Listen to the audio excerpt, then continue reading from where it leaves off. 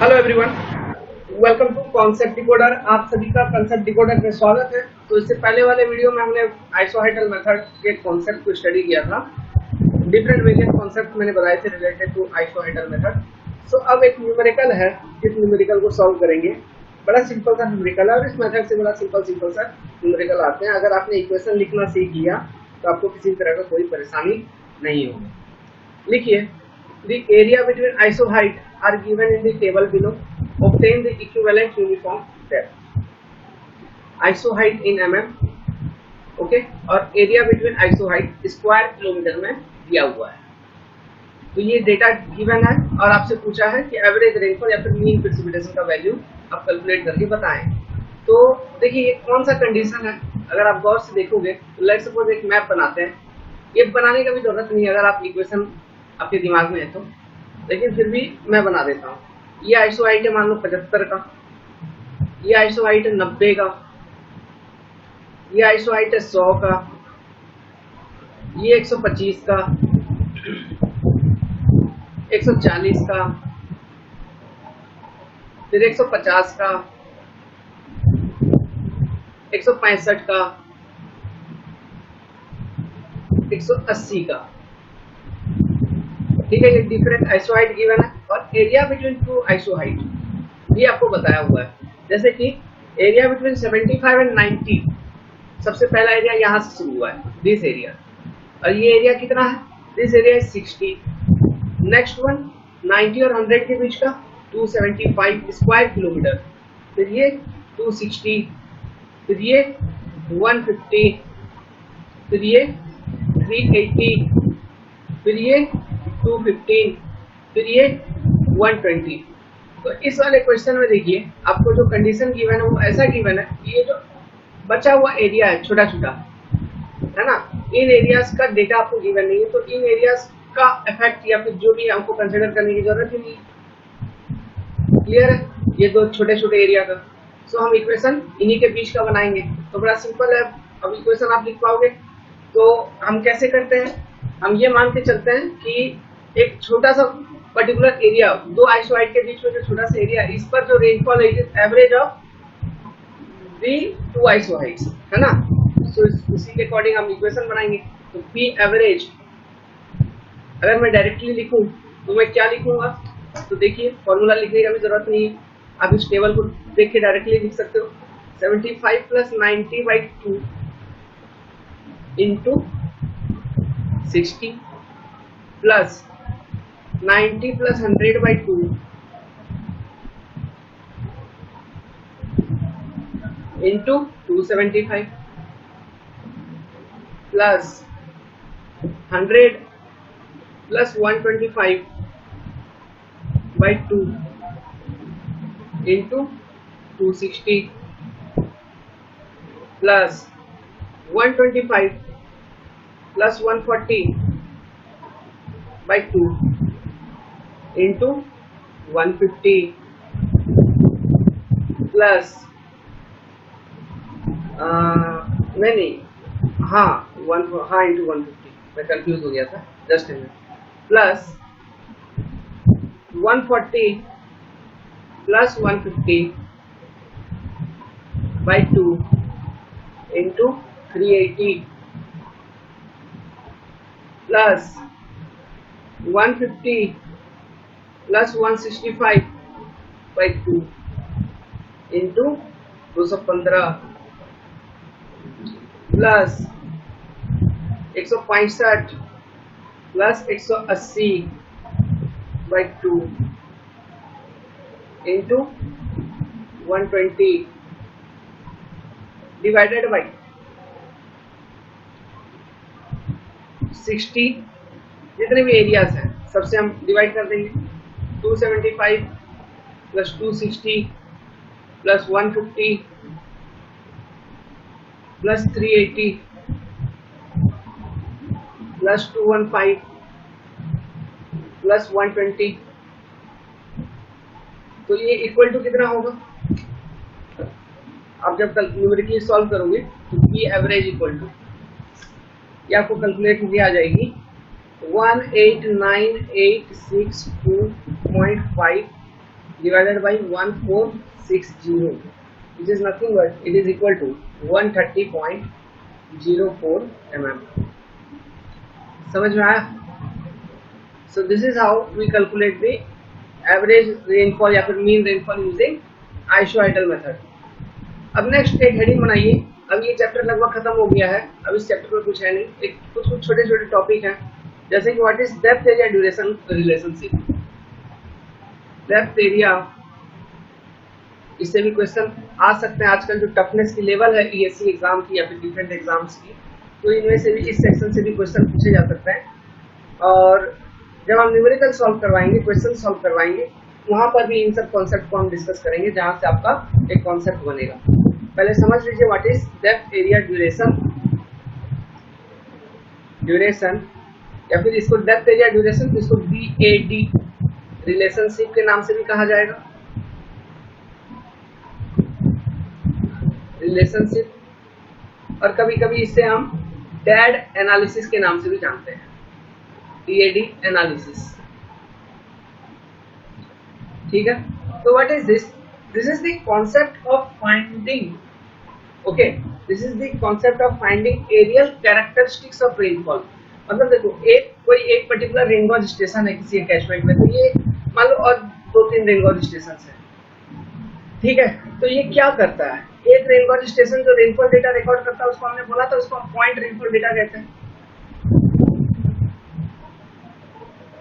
ठीक है. तो इस पॉइंट रेनफॉल डेटा से हमें ये तो पता नहीं चल रहा है कि एक्चुअली इस पूरे एरिया पे किस पैटर्न में कितने डेप्थ में रेनफॉल हुआ है, और इस टोटल एरिया में किस जगह पर, फॉर एग्जांपल ये जगह पे कहाँ है आपका सेंटर ऑफ स्ट्रोम, मतलब कहाँ पे मैक्सिमम रेनफॉल हुआ है, या फिर ठीक है. और ये मान लीजिए सेंटर ऑफ स्ट्रोम है, तो सेंटर ऑफ स्ट्रोम से इधर आप जा रहे हैं कैचमेंट के तरफ, उधर आप कैचमेंट की तरफ जा रहे हैं, तो आपको हमेशा पता होगा सेंटर ऑफ स्ट्रोम पे जो प्रेसिपिटेशन होती है वो ज्यादा है, और जैसे जैसे आप सेंटर ऑफ स्ट्रोम से दूर जाते रहते हैं, है ना, तो आपका प्रेसिपिटेशन कम होते रहता है.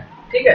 तो उसके अकॉर्डिंग ये कॉन्सेप्ट हम लगा सकते हैं कि फ्रॉम सेंटर ऑफ स्ट्रोम प्रोग्रेसिवली जैसे आपका एरिया इंक्रीज होता है, आपका ओवरऑल या फिर मीन डेप्थ ऑफ रेनफॉल जो एरिया के ऊपर है वो डिक्रीज करता है. तो that depth area duration relationship यही चीज एक्सप्लेन करती है कि for a certain duration of storm when it occurs, then from center of storm it represent the relationship between progressively decreasing rainfall depth, okay, with progressively increasing catchment area from center of storm. समझ गए आप? सो इस चीज को लिखिए, और हम इस चीज को कैसे डैड एनालिसिस का ये जो कर्व बनाते हैं हम कैसे बनाते हैं इस चीज को भी समझाऊंगा. इसके लिए हम आइसोहाइडल मैप्स का यूज करते हैं, है ना. आजकल एग्जामिनेशन में क्वेश्चन आ सकता है. Hence I will explain 2 type of questions from this concept, okay, for ESC conventional type, क्योंकि उसमें आ सकता है, कोई गारंटी नहीं है, depending on the toughness level of the examination nowadays they are conducting. So ESC के लिए अगर आप पढ़ रहे हैं इंजीनियरिंग सर्विस एग्जाम के लिए, तो जो न्यूमेरिकल पार्ट में एक्सप्लेन करूंगा उसको भी देखिएगा. अगर आप ईएससी के लिए नहीं पढ़ रहे हैं, तो अभी से लेकर कुछ 5-10 मिनट जो मैं लिखवाऊंगा इससे रिलेटेड, है ना, कि व्हाट इज दिस, इसका डेफिनेशन क्या है, इन सब चीजों को बस याद रखिएगा, तो ऑब्जेक्टिव सबमिट काम बन जाएगा. ओके. सो सबसे पहले डेप्थ एरिया ड्यूरेशन कर्व के बारे में कुछ स्टेटमेंट्स लिखिए. पहला point, a rain gauge station gives the point rainfall data which do not actually represent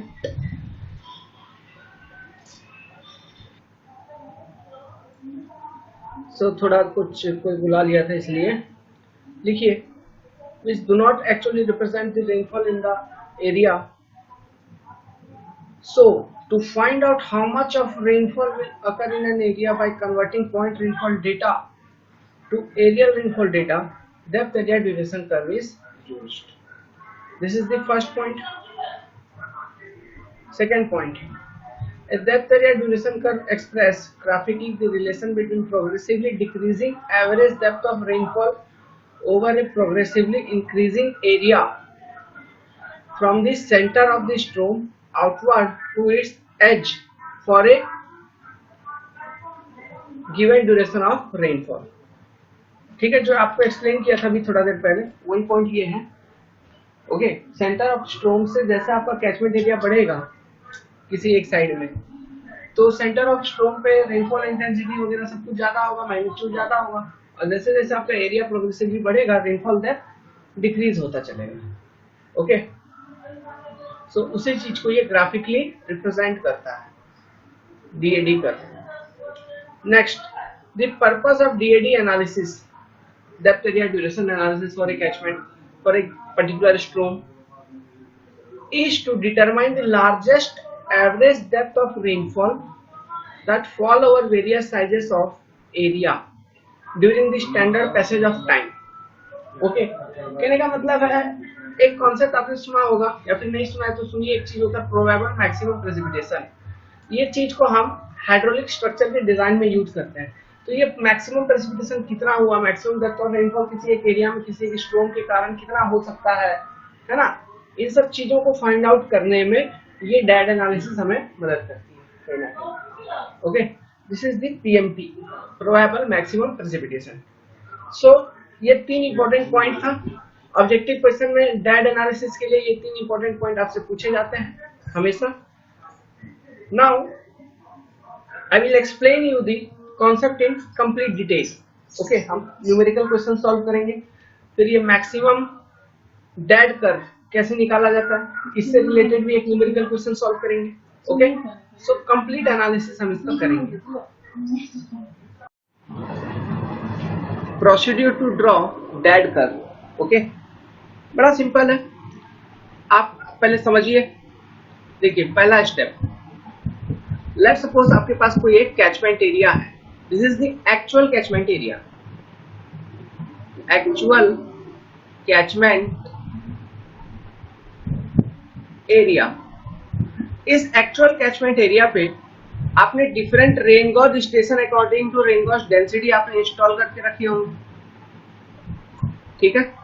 और ये स्टेशंस बहुत सारे स्टेशंस हैं, थोड़े थोड़े नहीं, काफी सफिशिएंट मात्रा में स्टेशंस है जिसके तहत आप इस कैचमेंट एरिया का आइसो हाइट्स प्लॉट कर पाओ। ओके, उतने सारे स्टेशंस हैं। सो मैंने बताया था आइसो हाइट अगर आपको प्लॉट करनी है तो number of stations should be large, है ना। तो this is the actual catchment area और यहाँ पे डिफरेंट रेन गॉज स्टेशंस हैं, रेन गॉज स्टेशंस अवेलेबल है। सेकेंड स्टेप, आपने क्या किया, इस एक्चुअल कैचमेंट एरिया का आपने एक मैप बनाया। आपने क्या किया, मैप बनाया। मैप बनाने के बाद depending on the rainfall data of the actual catchment area, ये मैप जो आपने बनाया, ये एक मैप एक सुटेबल स्केल को कंसीडर करके बनाया। ओके, एक सुटेबल स्केल, जो भी स्केल आपने अडॉप्ट किया होगा उसी स्केल के तहत इस मैप बनाया। And depending on the actual rainfall data, एक आपका हाइड्रोलॉजिकल इंजीनियर जो होगा, वाटर रिसोर्स इंजीनियर जो होगा, वो क्या करेगा, वो आइसो हाइट्स इस मैप पर प्लॉट करेगा।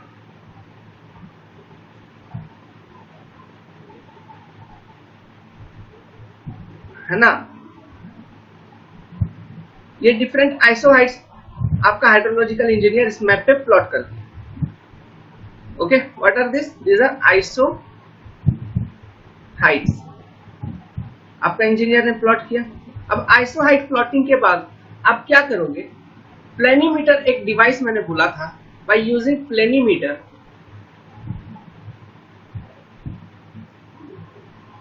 ओके, प्लेनीमीटर हम क्या करेंगे, एरियाज कैलकुलेट कर लेंगे। लेट्स सपोज A0 A1 मतलब area between two iso Heights, ठीक है, एक्सट्रीम आइसो हाइट और कैचमेंट बेसिन के बीच का एरिया, ये सारे एरियाज हम कैलकुलेट करेंगे। Okay, by using प्लेनीमीटर A0 A1 A2 A3 A4, इस तरह से डॉट डॉट डॉट सारे एरियाज बिटवीन आइसो हाइट्स जो अवेलेबल है ये हम कैलकुलेट कर लेंगे। अब लेट्स सपोज ये आइसो हाइट्स से डिफरेंट प्रेसिपिटेशन की वैल्यू है, P1 है इसका प्रेसिपिटेशन वैल्यू, इसका P2 है, इसका P3 है, इसका P4 है, इसका P5 है, इसका P6 है, इसका P7, like that so on, है ना। तो ये एरियाज एंड प्रेसिपिटेशन वैल्यू आपने कैलकुलेट कर लिया, ये आइसो हाइड्रल मैप आपने प्लॉट कर लिया। आफ्टर प्लॉटिंग दिस आइसोहाइडल मैप हमको अब क्या करना है, ओके, हमको कैलकुलेट करना है कि इस पर्टिकुलर छोटे से एरिया में कौन सा दो आइसोहाइड के बीच का एरिया में, लेट्स सपोज यहाँ पे इसको समझिए, ये तो जहां पे मैं पिंक शेडिंग कर रहा हूं, इस एरिया में वॉल्यूम ऑफ वाटर, मतलब प्रेसिपिटेशन जो हुआ तो कुछ वॉल्यूम ऑफ वाटर आया होगा, तो वॉल्यूम ऑफ वाटर कितना आया ये हमको कैलकुलेट करना है। क्योंकि देखो डेप्थ एरिया ड्यूरेशन रिलेशनशिप है, तो बात को पहले समझ लो, डेप्थ एरिया ड्यूरेशन। तो ये जो आपने आइसोहाइडल मैप ड्रॉ किया है, ये प्रेसिपिटेशन हुआ किसी एक पर्टिकुलर स्ट्रॉन्ग ड्यूरेशन के लिए, उसका आपने आइसोहाइडल मैप ड्रॉ किया है ना। अब इसका हम depth area duration curve plot करेंगे। तो एरिया और ड्यूरेशन तो हमको पता है, अब हमको निकालनी है क्या, डेप्थ। ओके, अब हमको निकालनी है क्या, डेप्थ। तो इसका कभी कभी ये भी देखिए बचकाना अक्सर क्वेश्चन पूछता है, तो कभी कभी डी में पहला डी क्या है, लास्ट वाला डी क्या है, ये भी पूछ सकता है। तो ध्यान रखिएगा डेप्थ एरिया ड्यूरेशन कर्व। तो अब हमको निकालना है ड्यूरेशन, सॉरी डेप्थ। तो डेप्थ हम कैसे निकालेंगे, ओके, टू फाइंड डेप्थ जो बेसिक फॉर्मूला मैं यूज करूंगा, equal to volume upon area. अगर मैं कर दूंगा तो मेरा डेप्थ निकल जाएगा, समझ में आ रहा है, वॉल्यूम अपॉन एरिया। तो जैसे कि मैंने यहाँ पर इस केस में, जैसे ये पहला वाला जो एरिया मैंने मेजर किया था प्लेनिमीटर को यूज करके, इसके बीच का एरिया टोटल कितना है ये मैंने कैलकुलेट कर लिया। तो इस पे मेरे को अब वॉल्यूम निकालना है, वॉल्यूम ऑफ प्रेसिपिटेशन, ठीक है। तो हम कैसे निकालेंगे, देखिए, तो वॉल्यूम, लेट सपोज इसको मैं V1 कहता हूँ, लेट सपोज, ठीक है, इस वॉल्यूम को मैं V1 कहता हूँ। तो V1 इक्वल टू क्या होगा, P1 प्लस P2/2, ठीक है, एवरेज प्रेसिपिटेशन, ओके, जो आइसोहाइड का मैग्नीट्यूड है उसको, इनटू जो एरिया आपने कैलकुलेट किया था टोटल एरिया, तो ये निकल जाएगा वॉल्यूम V1। उसी तरह से हमको वॉल्यूम V2 निकाल लेंगे, वॉल्यूम V2। वॉल्यूम V2 कैसे निकालेंगे, वॉल्यूम V2 निकालेंगे भाई, देखिए ये वाला एरिया का, मतलब ये वाला एरिया आपके पास अवेलेबल है, कौन सा, A2 एरिया है ना। तो P2 प्लस P3, मतलब ये कैसे होगा, P2 प्लस P3, देखिएगा, डिवाइडेड बाई 2 इंटू A2, तो आपको वॉल्यूम V2 निकल जाएगा। उसी तरह से V3 निकालेंगे, उसी तरह से V4 निकालेंगे, V5 निकालेंगे, V6, V7, V8 जितने भी होंगे सारे आइसोहाइड के बीच के, आइसोहाइड लाइन के बीच के एरियाज को मल्टीप्लाई करके सभी वॉल्यूम हम निकाल लेंगे। जरूरत पड़ेगा तो, अगर क्वेश्चन में डेटा गिवन है, जैसे ये एरिया A0 गिवन है, ओके, ये एरिया AN भी आपको क्वेश्चन में गिवन है, तो यहाँ पर क्या एज्यूम कर लोगे, यहाँ पे फिर वही वाला कॉन्सेप्ट जो आइसोहाइडल मैप का मैंने बताया था, तो यहाँ पे हम एक आइसोहाइड एज्यूम करेंगे, इधर भी एक आइसोहाइड एज्यूम करेंगे, ठीक है। अब ये आइसोहाइड का मैग्नीट्यूड कितना होगा, P1, और ये लास्ट वाले का क्या होगा, जो भी होगा PN, सेम। अगर ये एरिया डेटा अवेलेबल है तो, अगर नहीं है तो ऐसा कुछ नहीं करेंगे, जितना है उतना डेटा को ही कंसिडर करेंगे। अगर है तो ऐसा कंसेप्ट लगा के फिर यहाँ पर भी हम वॉल्यूम कैलकुलेट कर सकते हैं, कैसे, P1 इंटू A0 वॉल्यूम निकल जाएगा, फिर लास्ट वाले का कैसे निकल जाएगा, PN AN वॉल्यूम निकल जाएगा, है ना, मतलब वॉल्यूम, ठीक है। इस तरह से आपको वॉल्यूम निकल जाएगा। अब देखो, लेट सपोज किसी एक पर्टिकुलर पॉइंट से कहने का मतलब है, लेट सपोज यहाँ से, कहाँ से, कैचमेंट, मैं इधर से इधर कंसिडर कर रहा हूँ, मीन्स लेफ्ट टू राइट में कंसिडर कर रहा हूँ, लेफ्ट टू राइट, एरो का डायरेक्शन देखिए, मैंने एक नीचे एरो का एरो बनाया, लेफ्ट टू राइट। तो ये आपका कैचमेंट एरिया का स्टार्टिंग है। तो कैचमेंट एरिया का स्टार्टिंग हुआ, A0 एरिया कवर हुआ P1 तक, फिर P1 से P2 तक कुछ A0 plus A1 area cover हुआ, मतलब फिर P2 से P3 तक A0 A1 A2 area cover हुआ, मतलब धीरे धीरे आपका एरिया इंक्रीज हो रहा है ना। उसी तरह से यहाँ पे, तो यही एरिया इंक्रीजिंग का कॉन्सेप्ट समझिए। यहाँ पे हम क्या, एक जहाँ पे मैक्सिमम प्रेसिपिटेशन हुआ होगा, ठीक है, जहाँ पे ऐसा रेनगॉज होगा जिस रेनगॉज पे मैक्सिमम प्रेसिपिटेशन रिकॉर्ड किया गया होगा, ठीक है। अब रिकॉर्ड किया गया है तो उसको हम सेंटर ऑफ स्ट्रॉम बोल के हम कंसिडर कर लेंगे, ठीक है। वो वहां पे लगभग 25 किलोमीटर रेडियस का जो एरिया होगा उसको हम सेंटर ऑफ स्ट्रॉम कंसिडर कर लेंगे, ओके। अगर बड़ा कैचमेंट बेसिन है तो सेंटर ऑफ स्ट्रॉम कंसिडर कर लेंगे, फिर वहां से हम एरिया देखेंगे सेंटर ऑफ स्ट्रॉम से, ठीक है। तो gradually towards the edge of basin आपका प्रोग्रेसिवली एरिया तो इंक्रीज होगा, लेकिन ये कॉन्सेप्ट फिर सेंटर ऑफ स्ट्रॉम पे रेनफॉल मैक्सिमम, फिर धीरे धीरे जैसे एरिया प्रोग्रेसिवली इंक्रीज हो रहा है रेनफॉल का जो मैग्नीट्यूड है वो कम हो जाएगा, ठीक है, क्वांटिटी कम हो जाएगा। तो ऑब्वियसली जब आप डेप्थ कैलकुलेट करोगे, डेप्थ भी आपका कम होगा। तो वही चीज तो रिप्रेजेंट करता है डेप्थ एरिया ड्यूरेशन कर्व, क्या कि यही रिलेशनशिप रिप्रेजेंट करता है कि progressively increasing area from centre of storm the depth of rainfall decreases progressively. समझ में आया? This relationship is expressed by dead curve. बताया था? ओके, इन सब चीजों को ध्यान रखिएगा, बारंबार बता रहा हूं ताकि आपके दिमाग में घुस जाए। वेल, तो ये वॉल्यूम निकाल, तो इसी तरह से हम सभी आइसोआइटल एरिया के बीच का वॉल्यूम निकाल लेंगे, है ना। तो अब हम क्या करेंगे, आप जो ये वॉल्यूम कैलकुलेट करेंगे, इसका आप क्यूमुलेटिव वॉल्यूम कैलकुलेट करिए। क्यूमुलेटिव वॉल्यूम, फिर आप क्यूमुलेटिव एरिया,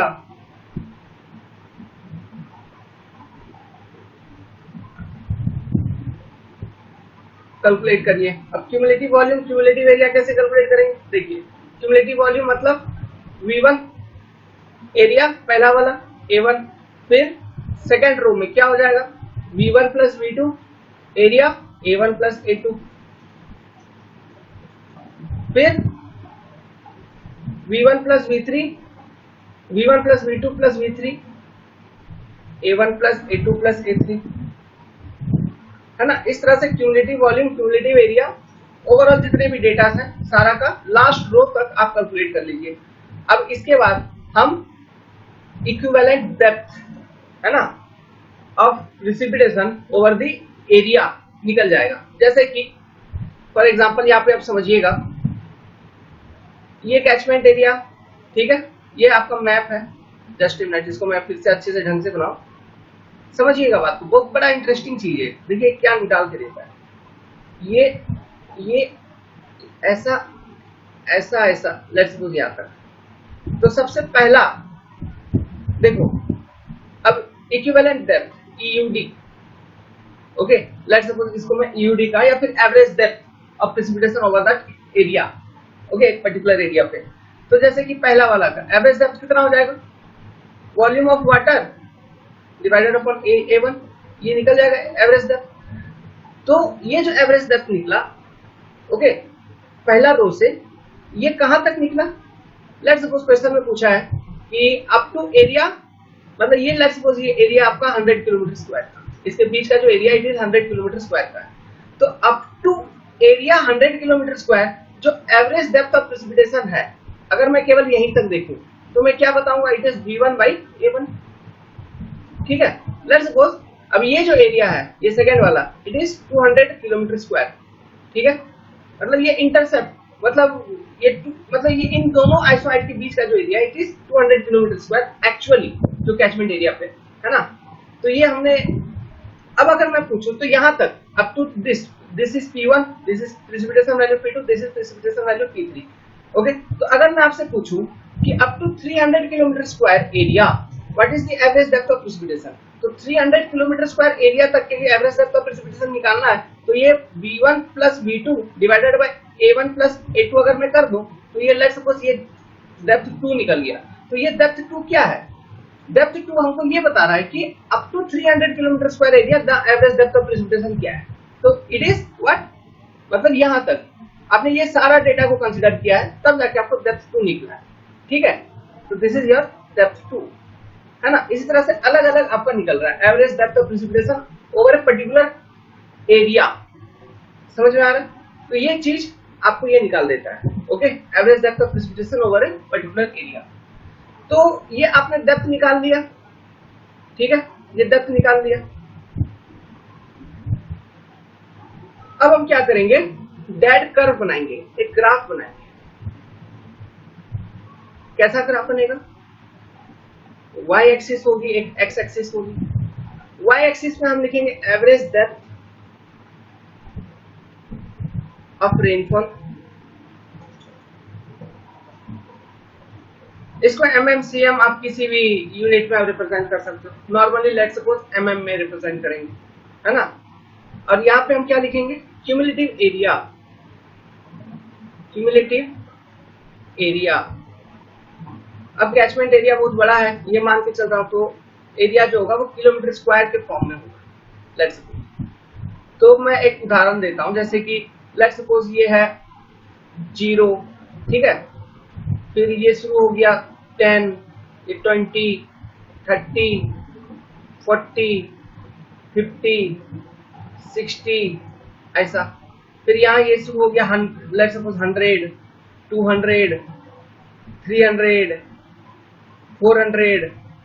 ये एरियाज में बता रहा हूँ, क्यूमुलेटिव एरिया, ठीक है। मतलब पहला आइसोहाइट तक एरिया 100, फिर दूसरा आइसोहाइट तक एरिया कितना 200, फिर तीसरा आइसोहाइट तक एरिया कितना 300, चौथा आइसोहाइट तक एरिया कितना 400, है ना। उसी तरह लास्ट तक AN, ठीक है, AN तक टोटल एरिया कितना है। ओके, मतलब समझ रहे हैं, किसी एक तरफ से आप स्टार्ट करिएगा, इस तरफ से स्टार्ट करिएगा, तो क्यूमुलेटिव एरिया यहाँ तक, ये वाला लास्ट होगा, मतलब ये टोटल एरिया यहाँ पे लास्ट होगी। मान लो ये टोटल एरिया है 25,000 किलोमीटर स्क्वायर या फिर 2500 किलोमीटर स्क्वायर, तो यहाँ पे टोटल एरिया कैचमेंट एरिया, तो यहाँ पे लास्ट वाला जो ये होगा डेटा वो होगा 2500 किलोमीटर स्क्वायर। समझ में आया, ठीक है। तो अब हम कर्व बना देंगे। क्यों? ये जो क्यूमुलेटिव एरिया और इसको डिवाइड करके वॉल्यूम से डिवाइड, क्यूमुलेटिव एरिया को डिवाइड करके जो हमने एवरेज डेप्थ निकाला था, उसके करस्पॉन्डिंग हम कर्व बना देंगे। जैसे कि फॉर 100 किलोमीटर स्क्वायर एरिया जो एवरेज डेप्थ निकलता वो कितना निकला, फॉर 100 किलोमीटर स्क्वायर एरिया जो एवरेज डेप्थ निकला वो कितना निकला, ये V1/A1 लेट्स सपोज।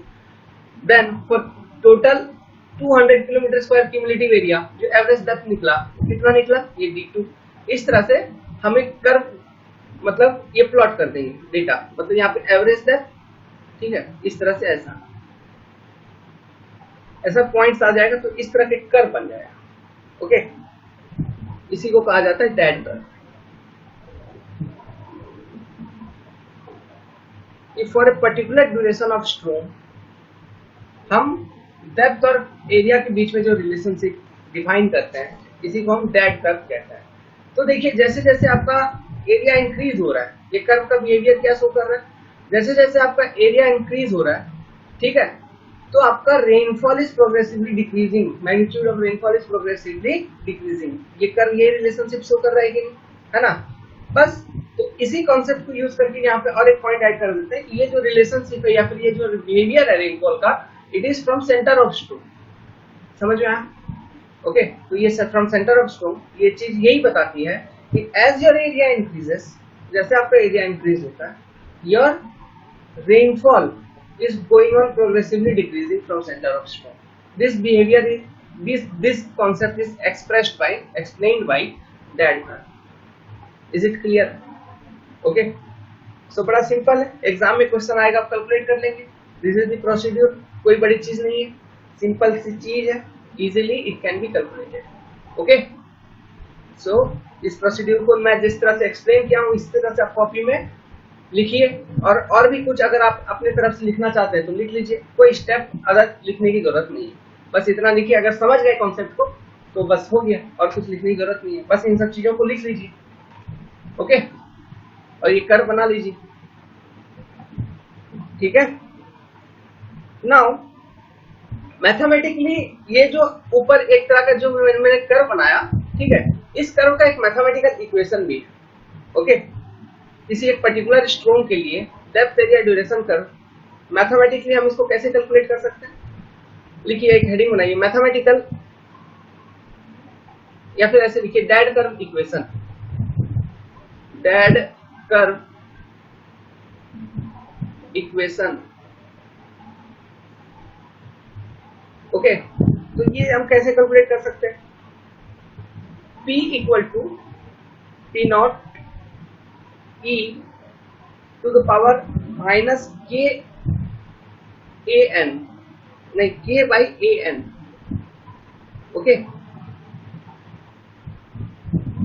तो यहाँ पे P क्या है, पहला P, this is the average depth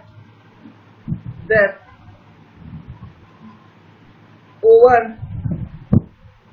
N area A in centimetre. P not क्या है, this is the highest amount of rainfall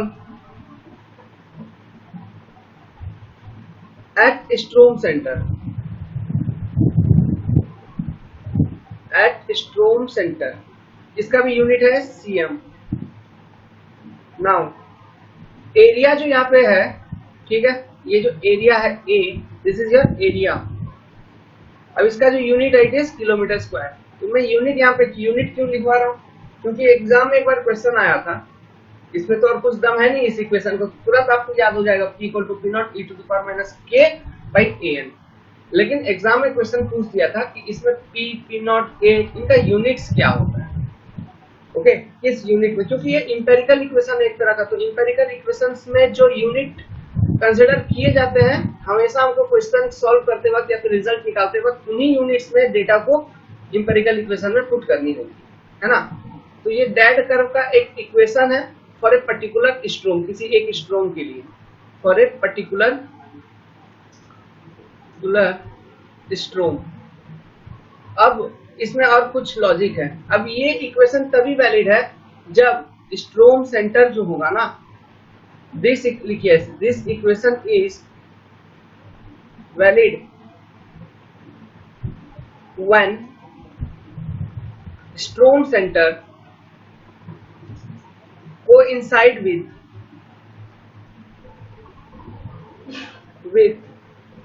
any rain gauge station,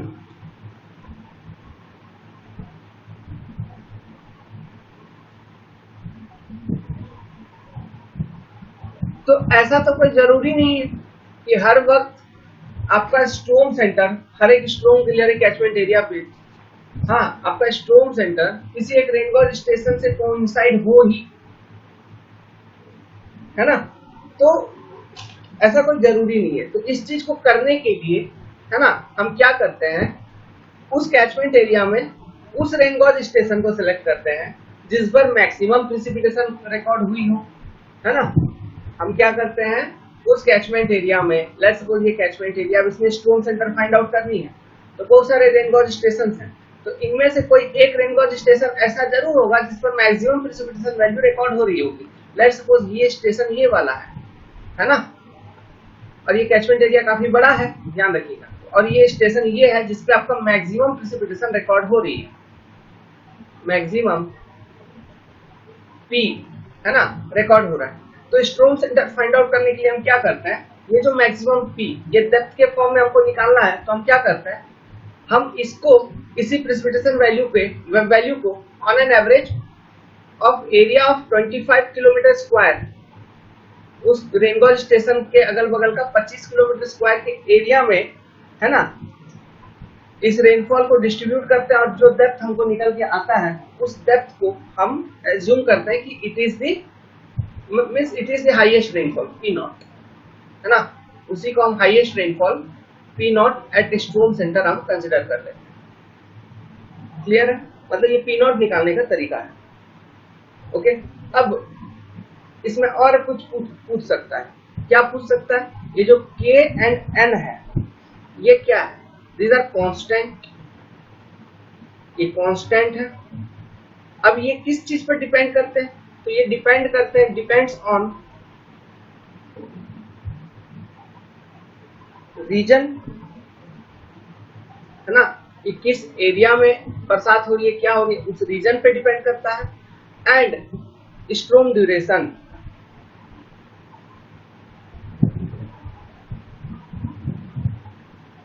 clear है। अब K और N के बीच में किसका वैल्यू ज्यादा किसका वैल्यू कम होता है, K का वैल्यू हमेशा कम होता है N से, K value is always less than N value, okay. अब N का जो वैल्यू का रेंज है, ये लगभग N का जो वैल्यू है वो डिफरेंट स्ट्रोम ड्यूरेशन, फॉर एग्जांपल ये याद रखने की जरूरत नहीं है, सब तो अगर क्वेश्चन पूछेगा तो एग्जाम में देगा। लेट्स सपोज ये स्ट्रोम ड्यूरेशन यहाँ पे लिख रहा हूँ, फिर भी स्ट्रोम ड्यूरेशन, ओके। लेट्स सपोज 1 2 3, ये डेटा जो मैं अभी दे रहा हूँ इसको याद रखने की जरूरत नहीं है, ये डेटा नॉर्थ इंडिया के लिए है ना। नॉर्थ इंडिया में कोई स्ट्रोम आ रही है तो मैथमेटिकली इस स्ट्रोम का डेड कर्व हम कैसे कैलकुलेट कर सकते हैं, bye plotting this equation, by using this equation. Let's suppose स्ट्रोम duration is 1 day, तो n का वैल्यू होगा 0.6 0.6614, फिर 0.6304, फिर 0.5961, है ना। ओके, सो तो यहाँ पे एक n के वैल्यू में एक बिहेवियर भी आपको देखने को मिल रहा है। आजकल कुछ भी पूछ सकता है, इसलिए सब चीजों को इसी तरह से पढ़ के जाइए। n के वैल्यू में एक पैटर्न देखने को मिल रहा है कि स्ट्रॉन्ग ड्यूरेशन जैसे जैसे आपका इंक्रीज हो रहा है, आपका n का वैल्यू क्या हो रहा है, डिक्रीज हो रहा है। ये जैसे जैसे आपका स्ट्रॉन्ग ड्यूरेशन इंक्रीज हो रहा है, n का वैल्यू डिक्रीज हो रहा है। अब जस्ट यही उल्टा होता है k वैल्यू के साथ। जैसे जैसे आपका k का वैल्यू स्ट्रॉन्ग ड्यूरेशन इंक्रीज होगा, k का वैल्यू डिक्रीज होगा। This is duration and this is value. ठीक है, ऐसे आप एक लॉजिक बना के लिख लो, तो जरूरत पड़ेगा तो एग्जाम में। जैसे जैसे आपका n का वैल्यू में ड्यूरेशन इंक्रीज होगा, इसका वैल्यू डिक्रीज होगा, d और इसका वैल्यू। क्लियर है, समझ गए। ये इन सब चीजों को भी पूछा जा सकता है, तो हम बारीकी से पढ़ेंगे तो हमें कोई दिक्कत नहीं होगी। तो यही सब चीज हम पढ़ के नहीं जाते हैं, मिस कर देते हैं, चीजों को अच्छे से पढ़ते नहीं है। तो हम पढ़े हैं चीजों को। जैसे वो इक्वेशन पढ़ा, इक्वेशन को याद कर लिया, उसका यूनिट एग्जाम में आया तो वो यूनिट समझ लिया गया। लेकिन उस टॉपिक से अदर चीजें भी तो आ सकती है। जैसे इस टॉपिक को हमने पढ़ा तो इसमें हमने देखा उसका एन वैल्यू, के वैल्यू, ये वो, तो इसमें जो जो रिक्वायर्ड चीजें हैं उस पर तो दिमाग लगाया जा सकता है। जैसे कि स्ट्रॉन्ग ड्यूरेशन इंक्रीज होगा तो एन का वैल्यू डिक्रीज हो रहा है, स्ट्रॉन्ग ड्यूरेशन इंक्रीज हो रहा है तो के का वैल्यू इंक्रीज हो रहा है ना। स्ट्रॉन्ग ड्यूरेशन बढ़ेगा तो के का वैल्यू इंक्रीज होगा, ये ध्यान रखिएगा। के वैल्यू डिक्रीज नहीं हो रहा है, सॉरी इसको एरो उल्टा कर दीजिए, के वैल्यू भी इंक्रीज हो रहा है। ओके, लेकिन स्ट्रॉन्ग ड्यूरेशन बढ़ेगा तो एन वैल्यू डिक्रीज होगा। Okay, and these are the constant depend on region and storm duration. इन सब चीजों को एग्जाम में एज ए ऑब्जेक्टिव क्वेश्चन आपसे पूछा जा सकता है। ओके, नाउ अब और एक कंसेप्ट आती है कि maximum depth area duration curve. Heading बनाइए, concept of maximum DAD curve.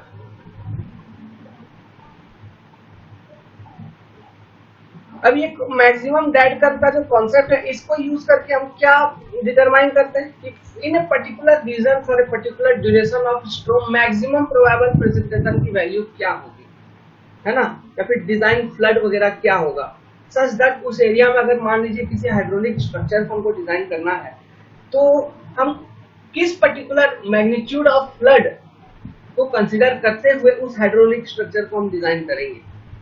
इन सब चीजों को हम फाइंड आउट करते हैं by using the concept of maximum dead area curve. ठीक है, इट इज वेरी सिंपल। अब डेड एरिया कर्व बनाना तो जानते ही, अब मैक्सिमम डेड एरिया कर्व कैसे करते हैं हम, इसके बारे में मैं पहले इसका ऑब्जेक्टिव लिखवा देता हूँ, short notes. Then we will calculate one curve itself. हम एक क्वेश्चन सॉल्व करेंगे और हम एक कर्व भी बनाएंगे। आजकल देखिए एग्जाम में टफनेस लेवल थोड़ा इंक्रीज हो गया है, तो ये सब पूछ सकता है, ये कोई बड़ी चीज नहीं है। Okay, so we will solve it.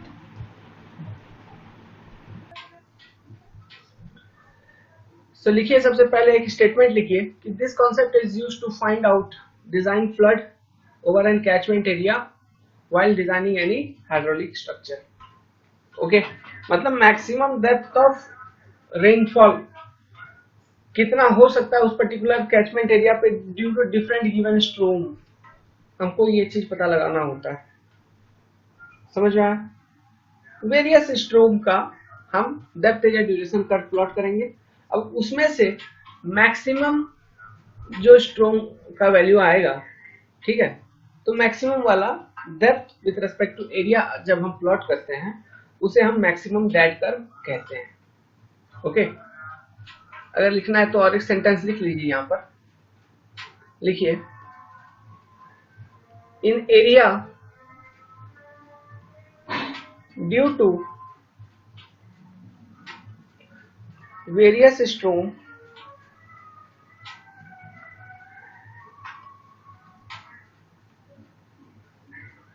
find the depth area duration curve, dead curve then plot, then ऐसे लिखिए, then area is plotted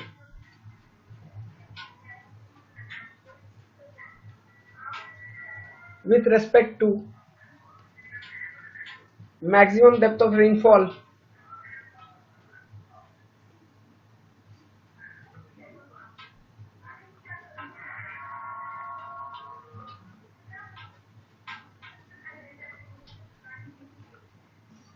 corresponding to various storm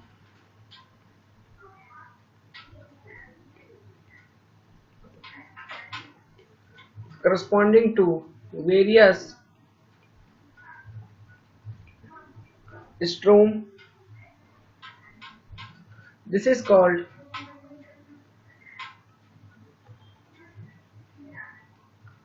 maximum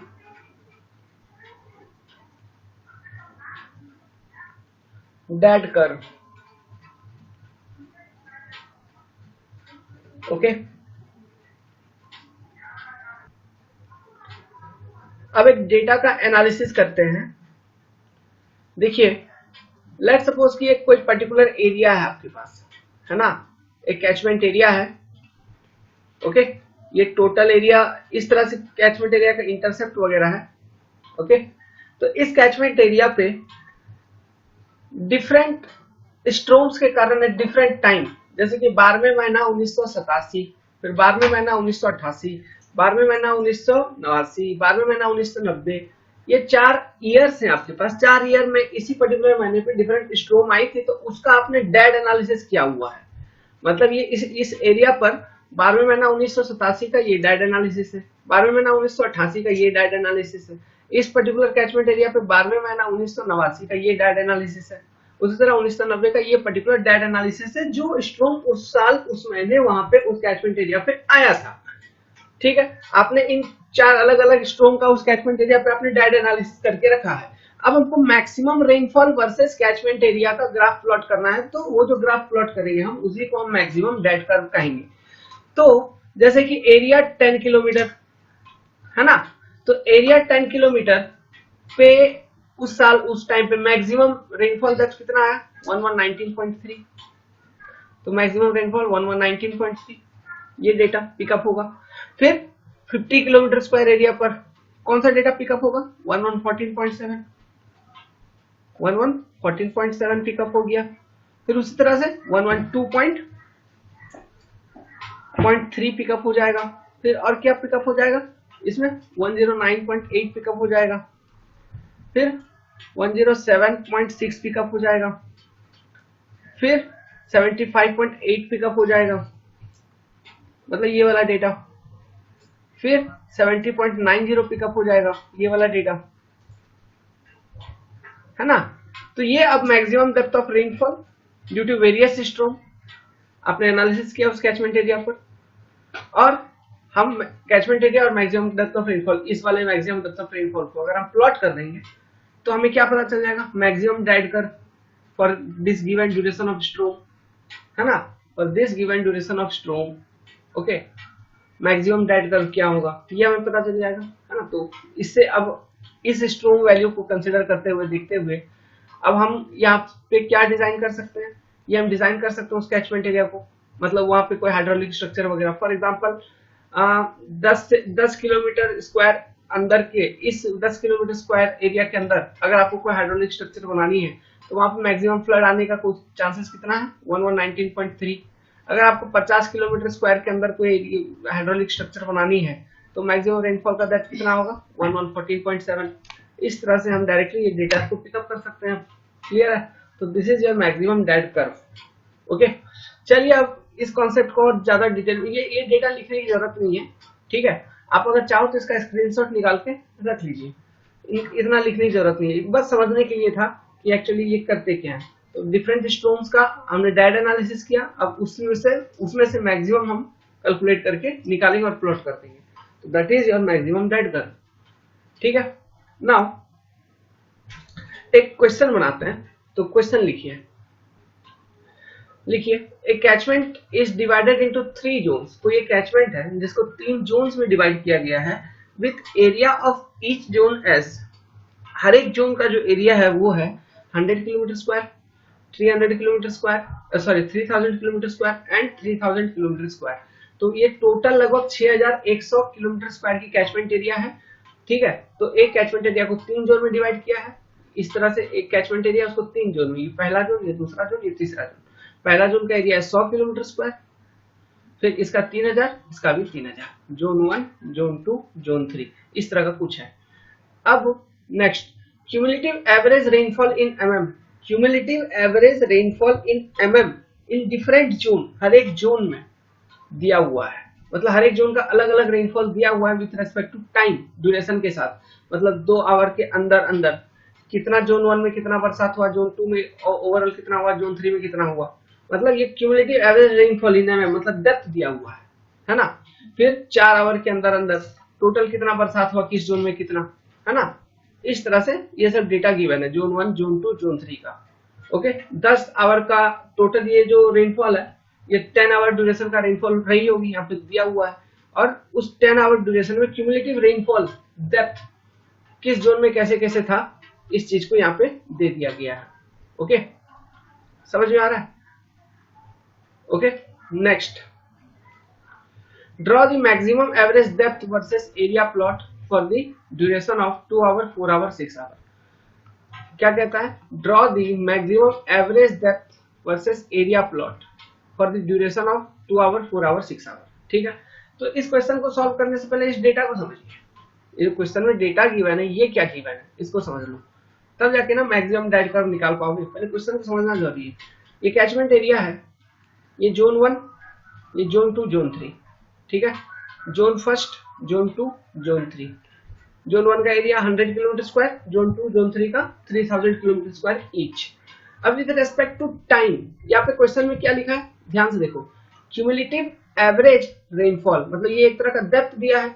तो with respect to time, for example precipitation शुरू हुई, बरसात शुरू हुई, अब 2 our के अंदर अंदर, 2 घंटे के अंदर अंदर अंदर जब क्यूमुलेटिव एवरेज डेप्थ देखा गया इस 100 किलोमीटर स्क्वायर पे, ये डेड एनालिसिस से ये डेटा डायरेक्टली आपको गिवन है ना। जोन 1 के लिए, जोन 2 के लिए, जोन 3 के लिए, ठीक है, अलग अलग ये डेटा गिवन है। तो 2 आवर के अंदर अंदर जोन 1 में देखा गया कि जो एवरेज डेप्थ ऑफ रेनफॉल था वो था 8 mm।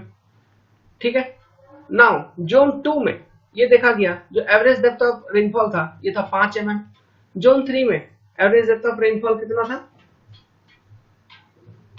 2 mm। फिर 4 आवर, चौथे घंटे में जो जोन 1 में ज्यादा बरसात हो रहा है कहीं ना कहीं, है ना, जब जोन 1 में बरसात देखा गया, ओके, तो ये कितना था, 14 mm। जोन 2 में जब देखा गया कितना आया, 11 mm। इस तरह से, ओके, मतलब विथ रेस्पेक्ट टू टाइम किस जोन में कितना प्रेसिपिटेशन हुआ, ये चीज क्वेश्चन में गिवन है। ओके, तो अब हमको क्या करना है, तो सबसे पहला स्टेप क्या होगा, ये बना मैक्सिमम डाइट कर्व बनाने के लिए हमको डाइट कर्व निकालनी है ना। तो हमको क्या करना होगा कि हमको क्यूमुलेटिव एवरेज रेनफॉल डेप्थ निकालना होगा इन दैट एरिया, मतलब पूरे कैचमेंट एरिया पे विथ रेस्पेक्ट टू टाइम। जैसे कि पहला 2 घंटे में 2 आवर्स में जोन 1 में बरसात हुआ 8 mm का, जोन 2 में बरसात कितना हुआ, 5 mm का, जोन 3 में बरसात कितना हुआ, 2 mm का, गिवन है क्वेश्चन में। तो अब हमको निकालना होगा उसी पहले 2 आवर में क्यूमुलेटिव एवरेज डेप्थ कितना होगा। क्यूमुलेटिव एवरेज डेप्थ करने का मतलब है जोन 1 में कितना, जोन 1 में सेम वही 8 mm रहेगा। अब जोन 2 में क्यूमुलेटिव एवरेज डेप्थ कितना होगा, चेंज हो जाएगा, जोन मतलब अप टू जोन 2, मतलब इस एरिया तक, जोन 1 के एरिया तक 100 किलोमीटर स्क्वायर तक क्यूमुलेटिव एवरेज डेप्थ पहले 2 आवर में कितना रहेगा, 8 mm। फिर up to 100 plus 3000, 3100 kilometre square area, मतलब यहाँ तक में cumulative average depth of rainfall कितना होगा, कैसे निकालेंगे, 8 इंटू ये एरिया कितना था, 100 प्लस 5 इंटू 3000 डिवाइडेड बाई 3100। इस तरह से हमको अप टू 3100 किलोमीटर स्क्वायर के एरिया तक क्यूमुलेटिव एवरेज रेनफॉल डेप्थ निकल जाएगा। समझ में आ रहा है, for the first 2 hour duration.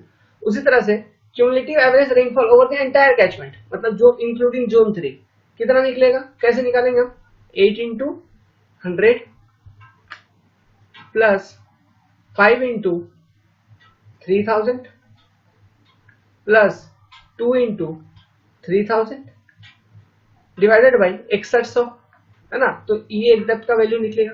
तो during first 2 hour duration the cumulative average depth of rainfall over the entire catchment कितना होगा? अगर एंटायर कैचमेंट पूछेगा तो जो लास्ट वाला क्यूमुलेटिव निकालेंगे यही वैल्यू हो जाएगा। अगर up to 3100 kilometre square area तो ये वाला वैल्यू, अगर up to 100 kilometre square area तो 8 mm।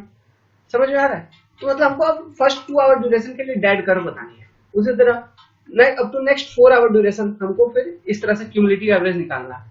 फिर नेक्स्ट 6 आवर तक के लिए क्यूमुलेटिव एवरेज निकालना है। जितने भी टाइम ड्यूरेशन गिवन है हर एक ड्यूरेशन के लिए डेटा का क्यूमुलेटिव एवरेज हमको निकाल के बतानी है। समझ में आया? तो this is your first step.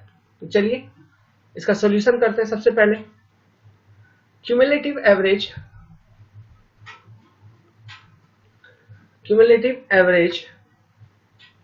Rainfall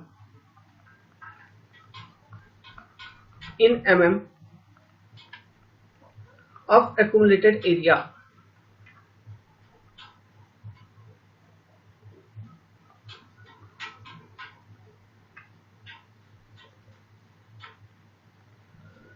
कितना कितना होगा? तो देखिए एक टेबल बना लीजिए, इसके लिए ज्यादा सहूलियत रहेगी। यहां लिख लीजिए टाइम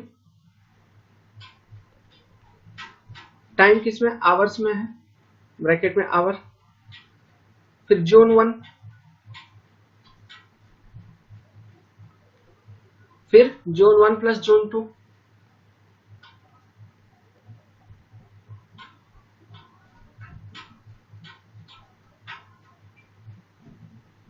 फिर zone 1 Z1 plus Z2 plus zone 3।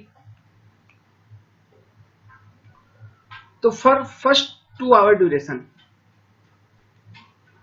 Cumulative average कितना होगा? It will be 8 into 100 by 100 equal to 8 mm only. For zone 2 मतलब जोन 1 प्लस जोन 2, इसके लिए कितना होगा? 8 into 100 plus 5 into 3000 divided by 3100 3100 equal to, ये वैल्यू आप कैलकुलेट करिए, ये वैल्यू देखिए आपको आ जाएगा 5.1 mm।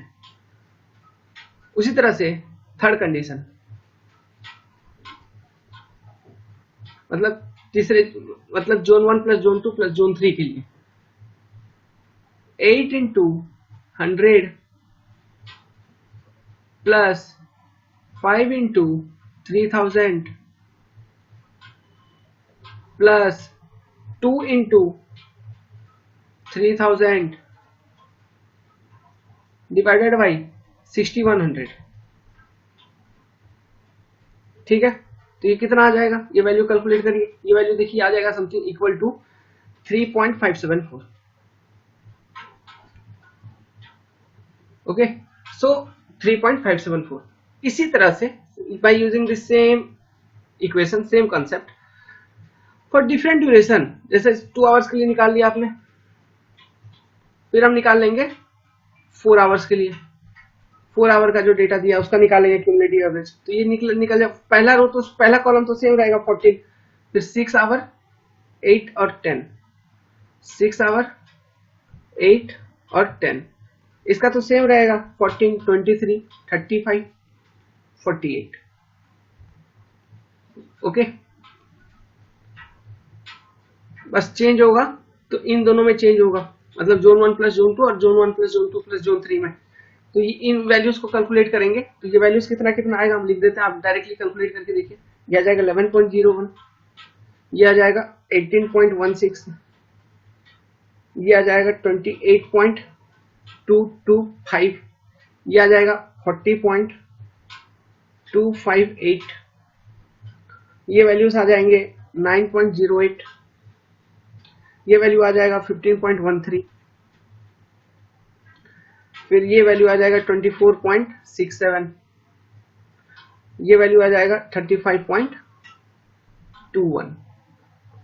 ओके, तो इस तरह से आप एक क्यूमुलेटिव एवरेज निकाल लेंगे फॉर डिफरेंट ड्यूरेशन और the entire catchment area, zone 1 plus zone 2 plus zone 1 plus zone 3, zone 2 plus zone 3 के लिए। अब हम क्या बताएंगे, अब हम बताएंगे मैक्सिमम डेप्थ ऑफ रेनफॉल। ठीक है, क्योंकि हमको मैक्सिमम डेप्थ कर्व निकालना है, तो maximum depth of rainfall in any 2 hour duration, 4 hour duration and 6 hour duration कितना होगा? मैक्सिमम डेप्थ ऑफ रेनफॉल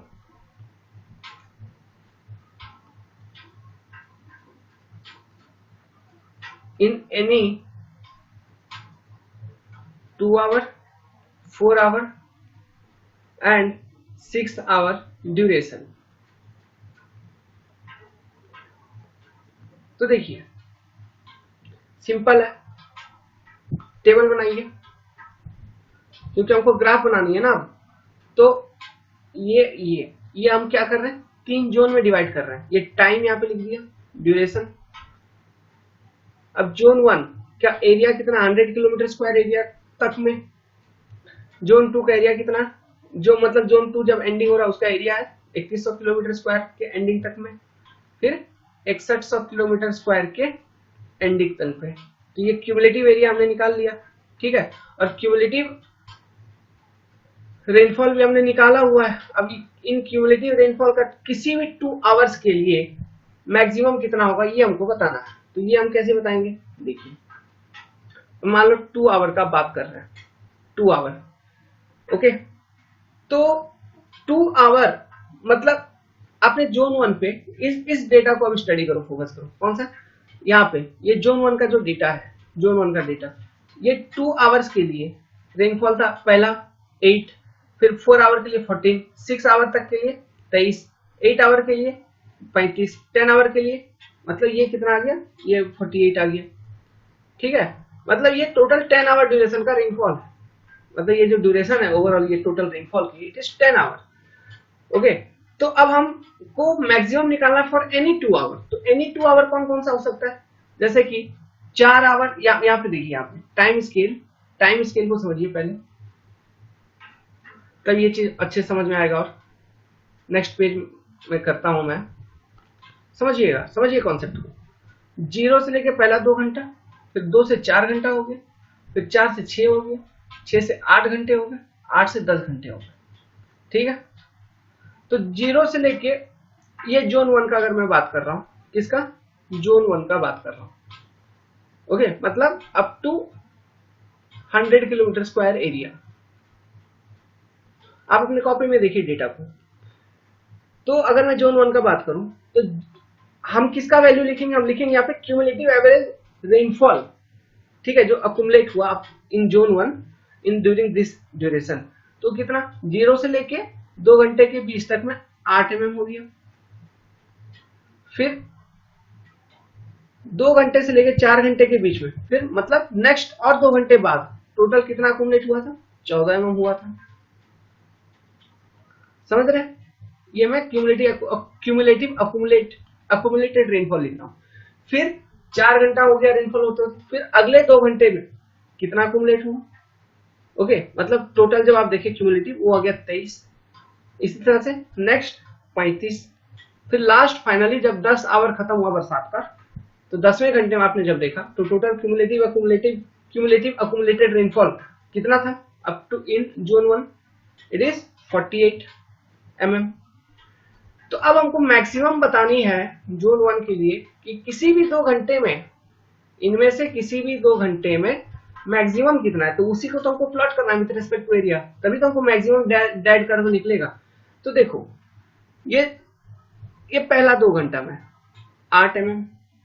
अब दूसरा 2 घंटा में, मतलब अब अगर 4 से 2 को घटाओगे तो 4 mm, चौथे घंटे में कितना था, 14, और यहाँ पे दूसरे घंटे में 8, तो 14 माइनस 8।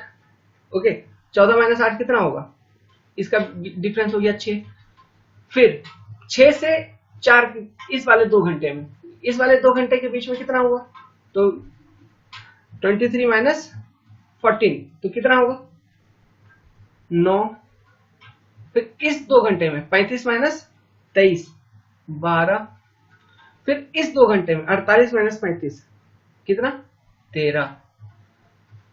तो हमको 2 आवर ड्यूरेशन का अगर मैक्सिमम बताना है, 2 आवर ड्यूरेशन का मैक्सिमम रेनफॉल, ठीक है, इन 100 किलोमीटर स्क्वायर की कैचमेंट एरिया में, ओके, पहला इन जोन 1 में, तो ये कितना होगा, ये हुआ है 13 mm का। समझ में आ रहा है? ओके। अब इसी तरह से अगर मैं जोन 2 का देखूं, मतलब जोन 2 नहीं, जोन 1 प्लस जोन 2 का देखूं, जोन 1 प्लस जोन 2, तो सेम चीज देखूंगा कि जोन 1 प्लस जोन 2 में आपका मैक्सिमम कितना हुआ है, 2 आवर का ड्यूरेशन का रेनफॉल, किसी भी 2 आवर्स का। तो 2 आवर, तो जोन 1 प्लस जोन 2 का एरिया कितना, 3100 किलोमीटर स्क्वायर। तो यहाँ पे देखो आपका 0 से 2 घंटा, फिर 2 से 4 घंटा, 4 से 6 हुआ, 6 से 8 घंटे भी हुए, 8 से 10 घंटे हुए। और जो आपने mean accumulated rainfall, average accumulated rainfall calculate किया था 0 से 2 घंटा तक में, वो कितना कैलकुलेट किया था, 5.1 mm। फिर 0 से 4 घंटा तक में आपने कितना कैलकुलेट किया, जोन 1 प्लस जोन 2 के लिए 11.01। फिर आपने कितना कैलकुलेट किया, 18.16। फिर आपने कितना कैलकुलेट किया, 28.225। फिर आपने कितना कैलकुलेट किया, 40.258, 40.258, है ना। तो अब हमको डिफरेंस निकाल लेना है। ये डिफरेंस तो ऑब्वियसली 2 घंटे का ही होगा। तो यहाँ पे ये डिफरेंस कितना, पहला 2 घंटे में 5.1 mm का, फिर 2 से 4 घंटे के बीच में कितना हुआ, 5.91 का, फिर ये डिफरेंस कितना आ जाएगा, 7.15 का, फिर ये कितना आ गया, मतलब 6 घंटे से 8 घंटे के बीच में 10.065 का, फिर ये कितना आ गया लास्ट वाले 2 घंटे में 12.033। तो देखिए, तो किसी भी 2 घंटे में जोन 1 प्लस जोन 2 पर, मतलब इतने पर्टिकुलर एरिया पे 3100 किलोमीटर स्क्वायर के एरिया पर, है ना, आपका maximum 2 hour duration of rainfall में मैक्सिमम डेप्थ किस कंडीशन में था, मतलब कौन से 2 आवर में था, और उसका वैल्यू कितना था, कौन से 2 आवर में था वो छोड़ दो, उसका वैल्यू कितना था, बस हमको ये जानना है, ताकि हम डिजाइन फ्लड निकाल पाए, है ना, क्योंकि हमको मैक्सिमम डेड कर्व बनानी है। तो इट इज 12.033 mm। तो मैक्सिमम वैल्यू इसका कितना होगा, 12.033 mm। इसी तरह से हम इसी सेम 2 आवर्स के लिए जोन 1 प्लस जोन 2 के लिए हम कर देंगे, मतलब टोटल 6100 किलोमीटर स्क्वायर के लिए कर देंगे, है ना। तो आप जब कैलकुलेट करोगे, ओके, सेम 2 आवर के लिए, 2 आवर ड्यूरेशन के लिए 6100 up to means up to 6100 kilometre square area के लिए कैलकुलेट करोगे, तो आपको देखना मैक्सिमम वैल्यू जो आएगा ये आ जाएगा 10.54 mm। तो अब देखिए, अब हम इन डेटा को यूज करके DAD curve, maximum DAD curve for 2 hour duration of rainfall plot कर सकते हैं। कैसे, ये एरिया हो गया 100, ये एरिया हो गया 3100, ये हो गया 6100, ठीक है। तो एट 100, ठीक है, एट 100 आपका जो वैल्यू था वो कितना था, range at 100 kilometre square area, जो मैक्सिमम डेप्थ ऑफ रेनफॉल आपको देखने को मिला था इट इज 13 mm। तो ये लेट्स सपोज ये है 13 mm, तो 13 mm का पॉइंट यहाँ प्लॉट कर दीजिए। फिर धीरे धीरे देखिए कितना आ गया, 3100 पे 12.033, मतलब 13 mm से कम नीचे। फिर 6100, टोटल 6100 एरिया पे आपका 10.54, मींस उससे भी थोड़ा कम। तो इन पॉइंट्स को ज्वाइन कर दीजिए,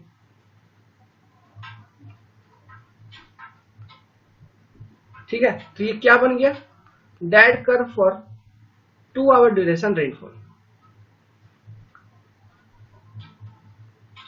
समझ में आया। इसी तरह से हमको और 2 अलग अलग डेड कर्व बनानी है, और 2 अलग अलग डेड कर्व बनानी है, किसके लिए, अब बनानी है 6 आवर ड्यूरेशन के लिए भी बनानी है और 4 आवर ड्यूरेशन के लिए भी बनानी है। तो हम किस तरह से कैलकुलेशन करेंगे, सेम, ये तो मैंने अंदर का कैलकुलेशन आपको बता दिया, इसको आप जनरली टेबुलेट फॉर्म में कैलकुलेट करिए, वो ज्यादा आसान है, कैलकुलेटर में कैलकुलेट करके वहां पे लिख देने का। ओके, तो यहाँ पे लिख सकते हैं, जैसे यहाँ पे एंट्री कर लीजिए 2 आवर ड्यूरेशन के लिए क्या होगा, it is maximum of max of 14 minus 8 6 23 minus 14 equal to 9 35 minus 23 equal to 12 48 minus 35 equal to 13। तो मैक्सिमम ऑफ ऑल तो कितना हो गया, maximum of all it is 13, तो इसका वैल्यू कितना 13। ठीक है, उसी तरह यहाँ पे मैक्सिमम ऑफ 11.01 माइनस 5.1, ओके, तो ये कितना आ जाएगा 5.91 18.16 माइनस 11.01 7.15 28.225 माइनस 18.16 10.065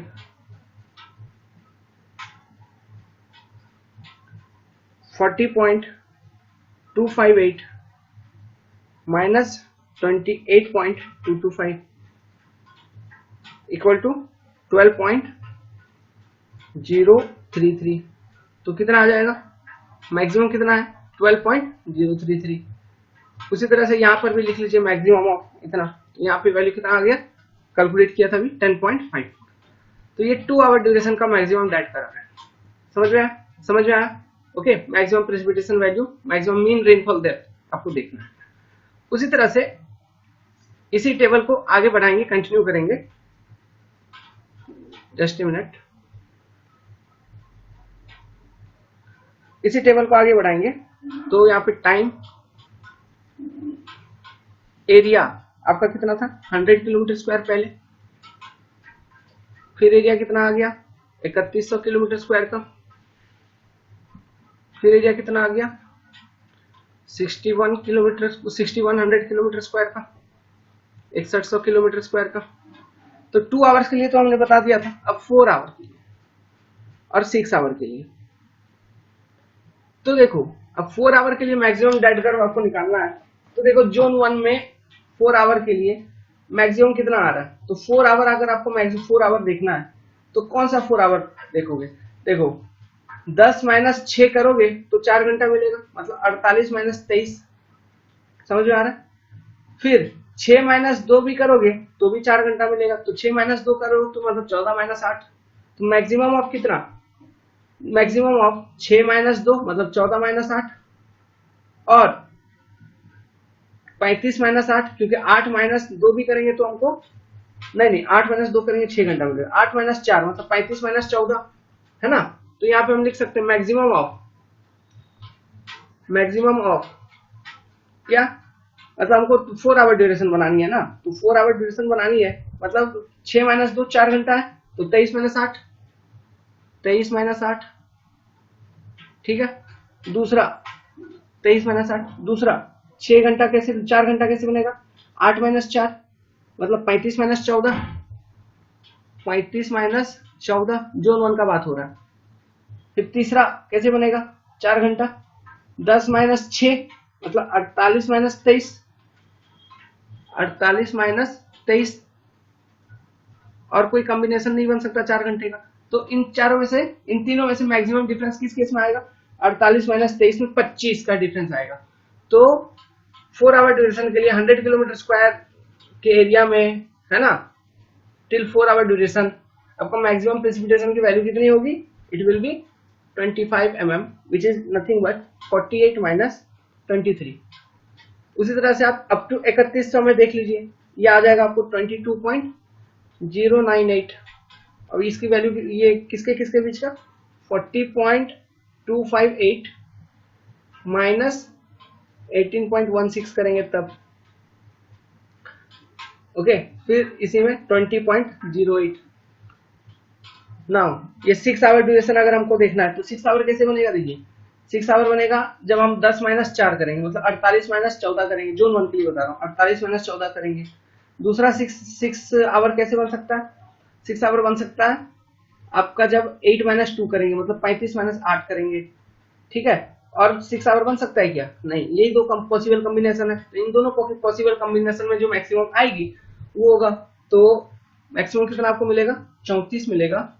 किस पॉसिबल कॉम्बिनेशन में? 48 माइनस 14 करने पर, ठीक है। तो 48 माइनस 14 करने पर,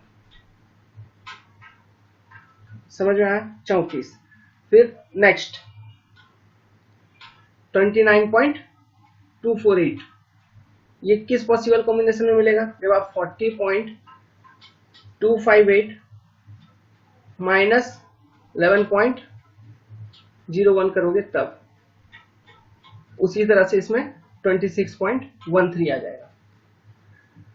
तो आपको मैक्सिमम वैल्यू ऑफ प्रेसिपिटेशन मिल गया, क्यूमुलेटिव एरिया है, ड्यूरेशन है, ओके 4 आवर 6 आवर। तो जैसे आपने 2 आवर्स का बनाया उसी तरह से आप 4 आवर का बना लोगे, ठीक है। मतलब 25 फिर 22.098, ओके, सेम तरह का कर्व का प्रोफाइल रहेगा। फिर 6 आवर ड्यूरेशन के लिए भी मैक्सिमम डाइट कर्व आपका निकल गया, ओके। सो अब while designing the hydraulic structure in that particular catchment area, depending on storm, ठीक है, डिपेंडिंग ऑन स्ट्रोम हम मैक्सिमम प्रोबेबल प्रेसिपिटेशन का वैल्यू हम एज्यूम करेंगे। उसमें different factor of safety include करते हुए उस वैल्यू को डिसाइड किया जाता है। After deciding that particular value we can use that data to design the hydraulic structure. Clear है? Okay, what is maximum probable precipitation value? Maximum probable precipitation value is that precipitation value, जैसे हम concrete में design करते हुए factor of safety consider करके maximum design stress नहीं लगाते हैं, उसी तरह से सेम चीज यहाँ पर है, ओके। किसी चीज को डिजाइन कर रहे हैं ना आप, तो उसके लिए most all critical meteorological conditions को कंसीडर करते हुए, हाइड्रोलॉजिकल कंडीशंस को कंसीडर करते हुए जो बरसात होगी ऐसे कंडीशंस में जो मैक्सिमम बरसात होगी, है ना, ओके, उस मैक्सिमम बरसात की वैल्यू को हम कंसीडर करके कोई हाइड्रोलिक स्ट्रक्चर को डिजाइन करते हैं। That is your most probable precipitation value. और ये थ्योरेटिकल कॉन्सेप्ट है ना, प्रैक्टिकल, इट इज प्रैक्टिकल, मतलब ये होने का, उतना होने का चांसेस है, प्रोबेबिलिटी है, okay. Maximum rainfall that can occur, that may occur in reality, okay, with consideration of, with consideration including, okay. और इस वैल्यू में इंक्लूडिंग क्या किया गया? डिफरेंट क्रिटिकल मेट्रोलॉजिकल कंडीशंस, जो possible meteorological, critical meteorological conditions है उसको कंसीडर करके ये बरसात करवाई गई और वो बरसात हुई, है ना। और वो मैक्सिमम बरसात को हम MPV कहते हैं, मोस्ट प्रोबेबल वैल्यू। तो ये एग्जाम में पूछ सकता है, इसको हम यूज करते हैं while designing any hydraulic structures. So this is your maximum diet curve. Well, with this I am ending this video here only. Next video में और कुछ छोटे छोटे टॉपिक को हम लोग डिस्कस करेंगे from this chapter. Then we will solve questions. Okay. After solving questions, we will complete this chapter. हमारा ये चैप्टर खत्म हो जाएगा, okay.